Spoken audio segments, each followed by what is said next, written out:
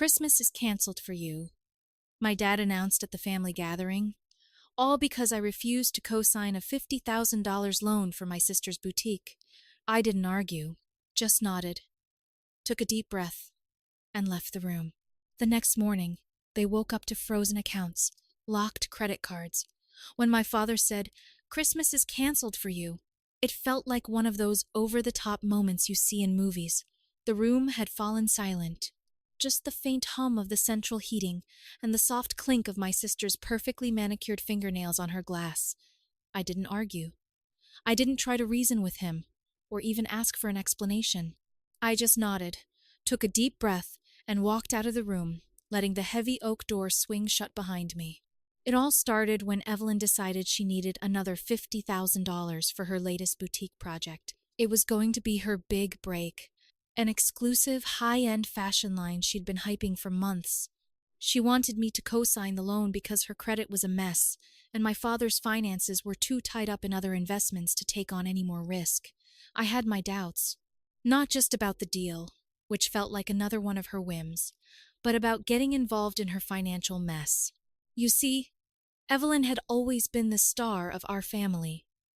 The perfect daughter, with her blonde waves, pearly smile, and the kind of charm that could bend people to her will. Dad loved that about her. Worshipped it. He used to say she reminded him of my mother in her prime, back before the divorce, when they were the perfect power couple. Me? I was the practical one, the guy who took the reliable engineering job instead of chasing flashy dreams. That had always been my role, the steady hand in the family, the problem solver, and I'd had enough. I walked out that night, the echoes of their murmured voices following me down the hall. But my mind was already working. If they wanted to play this game, I'd show them how high the stakes could get. They'd always underestimated me, assuming my calm, logical approach made me passive. But I'd been paying attention.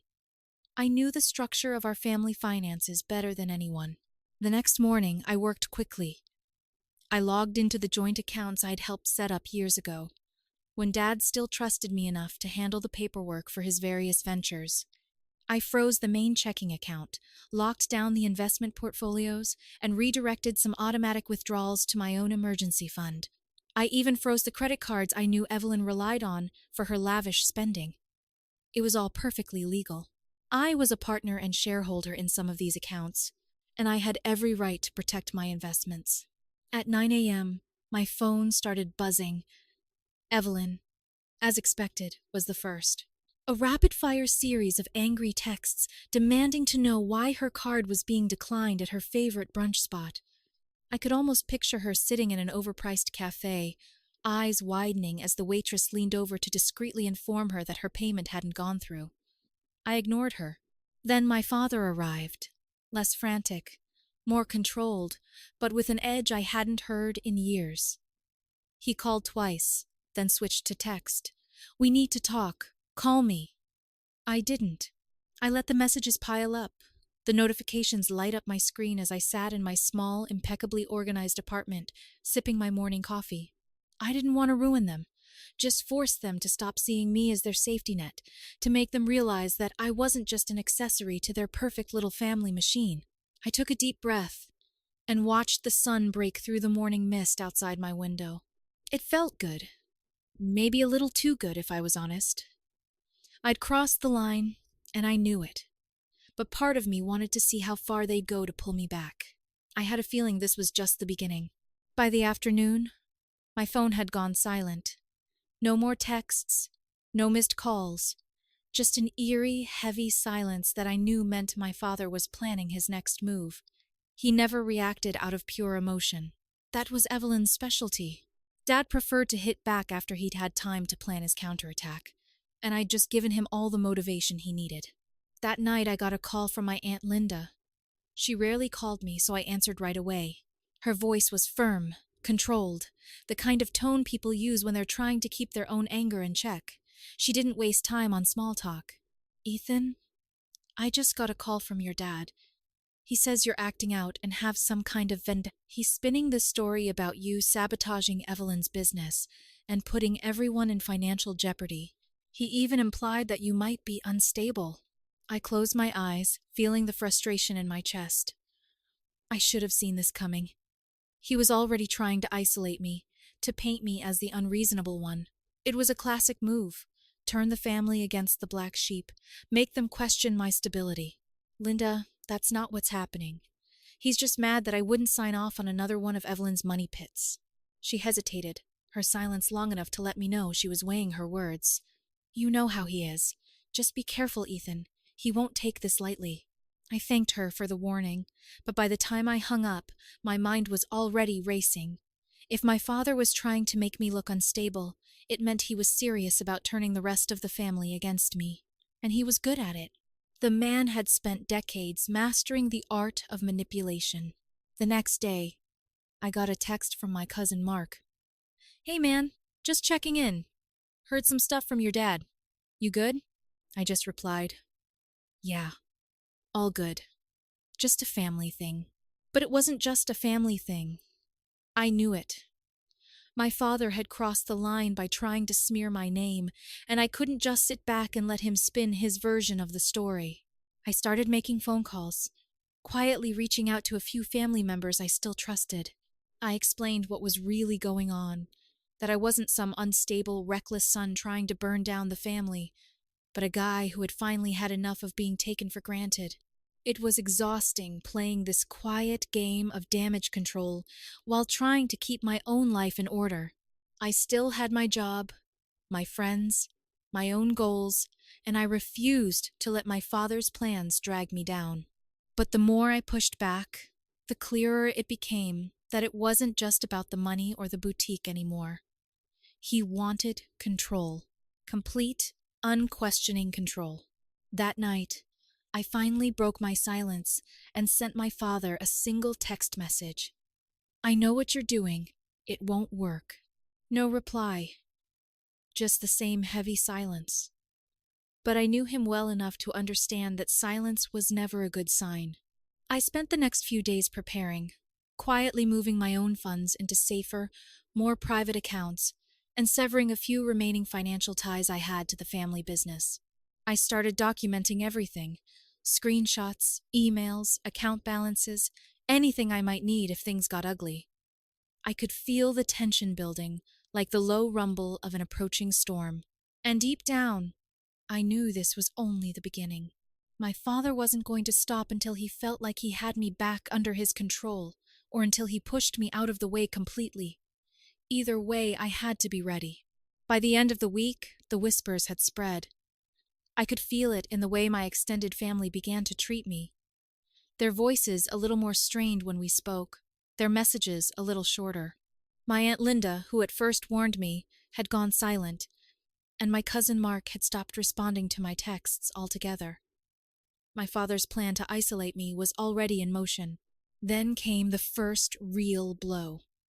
I got a call from my landlord, a no-nonsense guy named Pete, who rarely bothered me unless something was seriously wrong. Hey, Ethan, he said, his voice uncharacteristically tense. I just got a call from someone claiming to be your dad. Said he was worried about you, that you might be in financial trouble. He wanted to confirm that you were still paying your rent on time. I gripped the edge of my desk, feeling the anger flare in my chest. What did you tell him? Pete hesitated. Look, man, I just told him that you've always been a solid tenant, never missed a payment. But he kept pushing, asking if you'd been acting weird lately, or if you'd mentioned any financial problems. It was weird. I thanked Pete for the warning, but as I hung up, I realized this was worse than I thought. My father wasn't just trying to undermine me in the family. He was trying to destabilize my entire life, to plant seeds of doubt, to make people question my reliability. A few hours later, I received another call, this time from my boss. It was short, professional, but the undertone was unmistakable. Ethan, just wanted to check in. We got a strange call from someone claiming to be a concerned family member. I don't know what's going on, but I wanted to give you a heads up. Are you all right? I felt the ground shift beneath me. My father was trying to corner me, to make me look unstable, unreliable, to cut me off from my support network. It was a methodical, Calculated attack, and I had to admit I hadn't expected him to strike so quickly. But two can play at that game.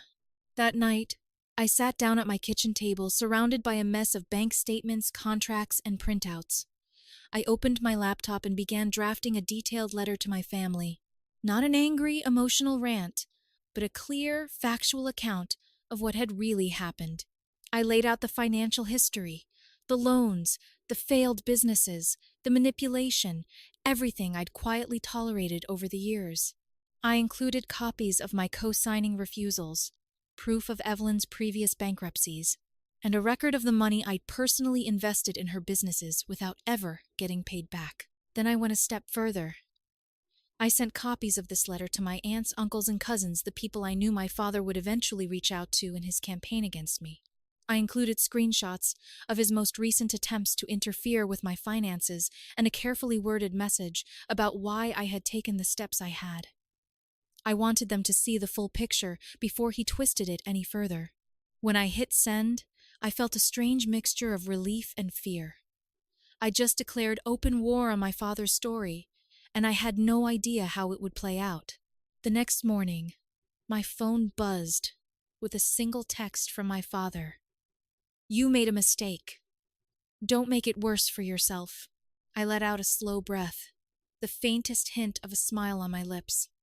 He was on the ropes now, but I knew better than to underestimate him. This was far from over. For a few days, it was quiet. Too quiet. My dad's text about making a mistake had hung in the air like a distant thunderclap, but nothing happened. No more surprise calls from my boss. No more strange messages from my landlord. I almost started to think he backed off, maybe realizing he pushed too hard. Then, one morning, I woke up to find my personal bank account frozen. No warning, no explanation, just a blunt error message on my banking application. I sat up, heart pounding, and immediately called the bank. After a long wait, I finally got through to a customer service representative. "Sir, I see here that a family member has reported potential fraud on the account. Due to recent large transactions, we had to temporarily freeze the account for security purposes." My jaw clenched. I knew exactly who had called. My father was trying to strangle my finances, cut me off from my own money.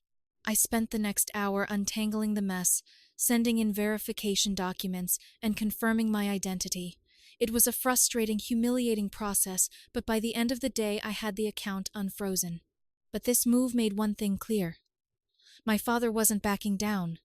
He was escalating, pushing me harder. And I realized I had to hit back in a way that really hurt. Not just a financial punch, but something that cut deeper. That's when I remembered the boutique. Evelyn's new business wasn't just another failing boutique. It was her image, her identity, the one thing she could cling to as proof that she was more than just our father's spoiled princess. I still had access to some of the shared business documents from when she first pitched the idea to our father. Late that night, I pulled them up, sifting through contracts and financial projections. That's when I found it. A glaring error. Evelyn had used our father's personal property as collateral for the lease on her boutique, something I doubted he'd ever noticed in his rush to move the project forward. If I played this right, I could land a blow that would hurt both of them. I made a few phone calls and called in a favor from an old friend who worked in commercial real estate. By the end of the week, I'd quietly purchased the lease on the space Evelyn had chosen for her flagship store. It wasn't cheap, but I had enough in my emergency fund to make it work. Legally, I now had control over the physical location of her precious boutique, and without a secure lease, her business plan would collapse. 2 days later, I walked past the boutique. It was a flashy, modern space with floor-to-ceiling windows, racks of overpriced dresses, and a neon sign with her name spelled out in loopy script. Evelyn was there, pacing the counter, her phone pressed to her ear, her eyes wide with panic. I watched from across the street as she gestured wildly, her voice muffled through the glass. She was learning the hard way that all her flashy marketing and Instagram followers meant nothing without a safe place to sell her overpriced dreams. That night, my phone buzzed again. This time it wasn't my dad. It was Evelyn. Her message was short and angry. "What the hell did you do?" "Fix this, Ethan." I leaned back in my chair and let out a slow, satisfied breath. For the first time in a long time, I felt like I had the upper hand. My father had underestimated me, and my sister had ignored me. Now they were both paying the price. But I knew that this victory wouldn't last. My father was a stubborn, calculating man, and I could feel the storm gathering. I'd hit a nerve, and the real battle was just beginning. I knew I'd hit them where it would hurt. Evelyn's panic texts became a daily occurrence, alternating between demands and desperate pleas. She'd even tried to show up at my apartment once, banging on my door and screaming about how I'd ruined everything. I watched her through the peephole, her perfect hair slightly frazzled, her carefully curated Instagram persona cracking under the pressure. I didn't answer. My dad, though, went silent again, and that made me nervous. Then, 2 days later, I got a call from my Aunt Linda. I almost didn't answer it, but something told me to hear her out. "Ethan," she said, her voice softer than usual, "I had a long talk with your dad. He's different lately.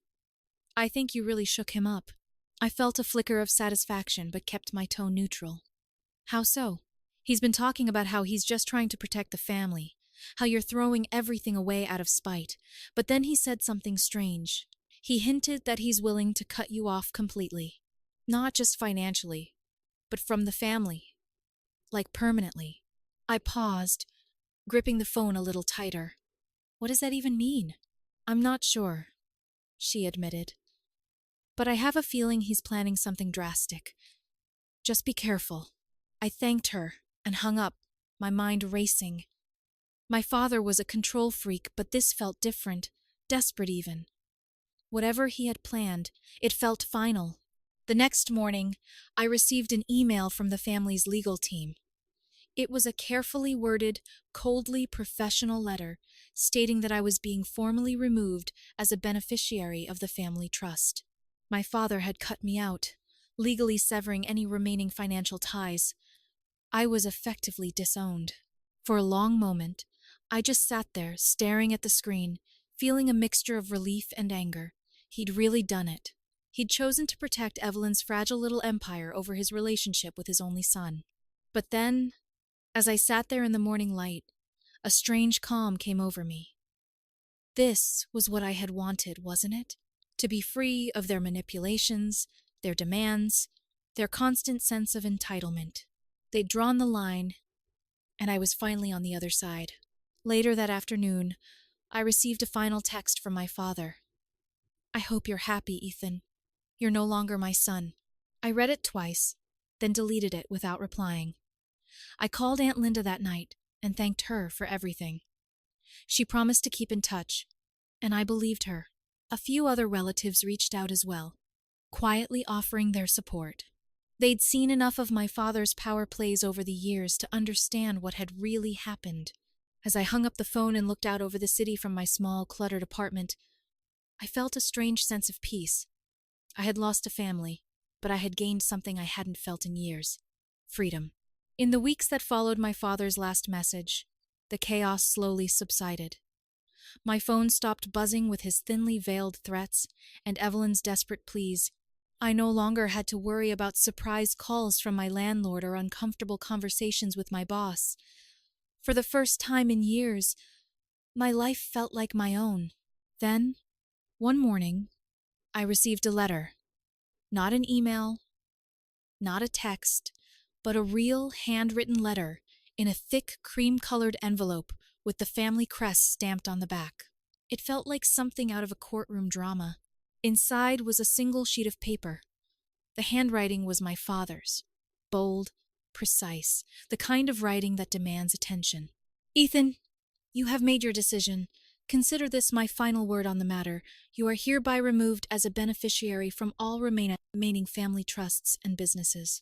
You will receive no further financial support, directly or indirectly, from this family. As of this moment, you are no longer part of our legacy. Do not contact me again. John." I read it twice, then put it on my kitchen table. I should have felt something, anger perhaps, or at least the dull ache of regret. but instead I felt a strange, growing calm. I realized this was the moment I'd been pushing for all along. He'd cut me off, severed the last thread that bound me to his world of control and manipulation. I put the letter back in its envelope and set it aside. I wasn't going to frame it or keep it as a grim reminder of what I had lost. I'd throw it away eventually, maybe burn it, but for now it felt like the last piece of a long, brutal puzzle finally falling into place. That weekend I drove up to the old family cabin in the mountains. It had been years since I'd been there, but the memories came flooding back as I wound my way up the familiar winding road. My grandparents had built the place themselves, long before my father turned the family into a small empire of real estate and investments. It was their legacy. Simple, honest, untouched by my father's cold ambition. When I pulled up, the cabin was still standing, a little rough around the edges, but solid, its weathered wood blending into the dense pines around it. I pushed open the creaky door, the scent of pine and old leather flooding my senses. Dust motes swirled in the slanting afternoon light, and the place felt like a forgotten part of my childhood, frozen in time. I spent the first day cleaning, sweeping out cobwebs, stacking firewood, scrubbing the old kitchen counter. I found my grandfather's old fishing rod still hanging on the wall, the tips slightly bent, the lines tangled and dry. I smiled, remembering those long, quiet mornings out on the lake, the mist rising around us as he taught me to cast. That night, as I sat by the crackling fire, an old quilt wrapped around my shoulders, I felt something shift inside me. For the first time in a long time, I felt truly free. No strings, no expectations, no one to please but myself. I pulled out my phone and considered sending my father one last message, something short and final, maybe even a little cutting, but then I stopped. What was the point? He made his decision, and so had I. Instead, I got up, opened the old screen door, and walked down to the lake. The moon hung low, reflecting off the dark, glassy water, the only sound the gentle lapping of the waves against the shore. I took a deep breath, then threw my phone as far as I could, watching it spin through the cool night air before splashing into the deep, cold water. I stood there for a long time, watching the ripples spread and slowly fade into the calm, dark surface. It felt like a fitting end.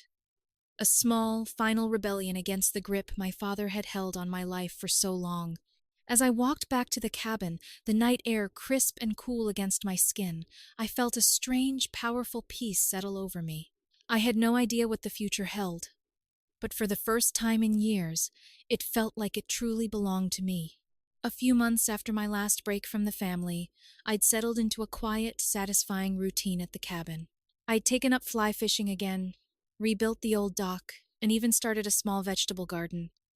My life had become simple, almost peaceful. Then, one chilly October morning, I found a letter in the old metal mailbox at the end of the gravel drive. It was the first piece of mail I'd received since I cut myself off from my father. I hesitated before opening it, half expecting another angry note from him or a desperate plea from Evelyn. But it wasn't from them. The return address was from a small law firm I didn't recognize. Inside was a one-page letter, neatly typed, with a bold header that made my heart skip a beat.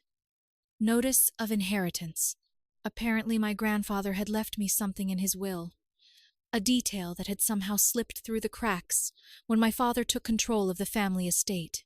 It was a piece of land, small, barely a few acres, but nestled on the edge of a mountain stream a few miles from the cabin.